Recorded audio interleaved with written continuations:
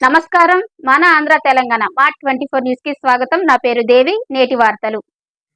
MLA బండారుకు త్రుటిలో తప్పిన ప్రమాదం. ఆలమూరులో జరిగిన రైతు సంబరాలు ఒక దశలో ఉద్రిక్తతకు దారితీశాయి.